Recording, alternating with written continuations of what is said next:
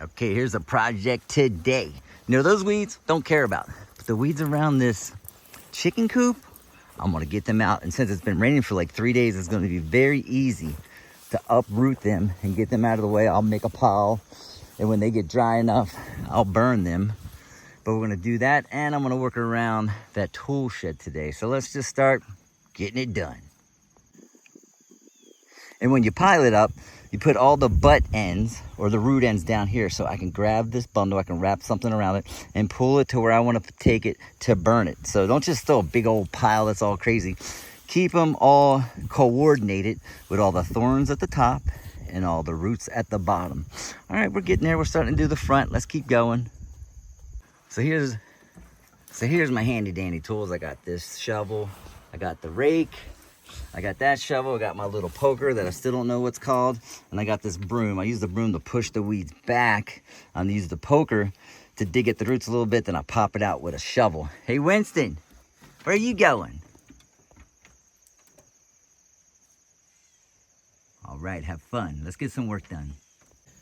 So it's a good idea when you're removing weeds like this that has a lot of thorns to have some leather gloves, right? So you don't get your hands all torn up. These leather gloves are not working, but it's the best I have. I ordered a pair of thorn-proof gloves for like people that work with roses and stuff like that.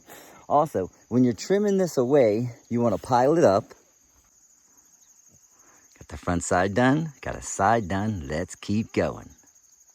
So there you go. After an hour and a half of working, finally got all the brush cleared. Here's the nice big pile. Let's go take a look and see what's in there. So it looked like the people before used this for chickens. I can see there's some feeders in here. There's some roosting. There's pieces of wood for the chickens to roost at night. It looks like there's a box back there to lay some eggs. They even have like a little, almost a dog kennel in here. They could probably lay eggs in that too. And what I'm gonna use this for is for meat birds. So down by our house, we have the birds that give us the eggs, but this is going to be for chickens that you can eat the meat there. It's a different breed and everything. They're bigger. And what I'm going to do is I'm going to build a chicken tractor, which looks like this, but it's miniature. And this is all made out of like heavy wood. You can't move this. But I'll build a chicken tractor, and it'd be out of PVC, just like this on wheels, and you can load it up with your meat birds, and then you can move it around to different places and let them eat all the bugs all around the property. So you can see there's a lot of property out here. And the channel's called Homestead Overland, Virginia, because we're in the overlanding. I'll show you the Titan that we got that we're gonna rig out so we can do overlanding with our vehicle. And that's basically when you put all your camping stuff in your vehicle and you can go somewhere and live out of it. But we wanna start a glamping business. That's when you see these nice tents, you know, where you can go and pull up. And our house is right down there, or the barn dominium's down there. So when you come in, we'll have a nice wooden deck with a beautiful tent, and you can stay in there to have a fireplace. In the back's a creek, and then we can bring you breakfast, lunch, and dinner. We can show you around all the watering holes, the waterfalls, all the different hot springs. There's 3 national forests here. But before we do that, because we haven't got around to it yet, I'm going to clear these areas out.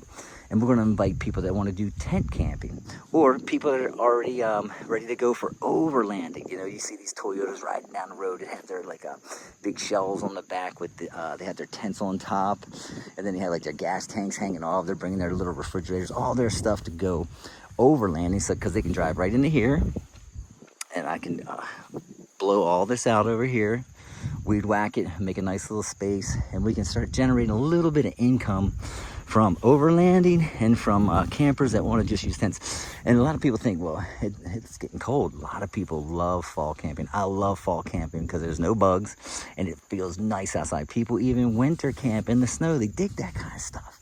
So guys, thank you so much for watching this video today. We'll have more coming every single day because we got so much work to do out here, but we love it.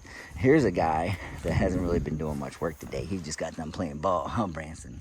All right, guys, thanks again for watching. Stay tuned. Homestead Overland, Virginia.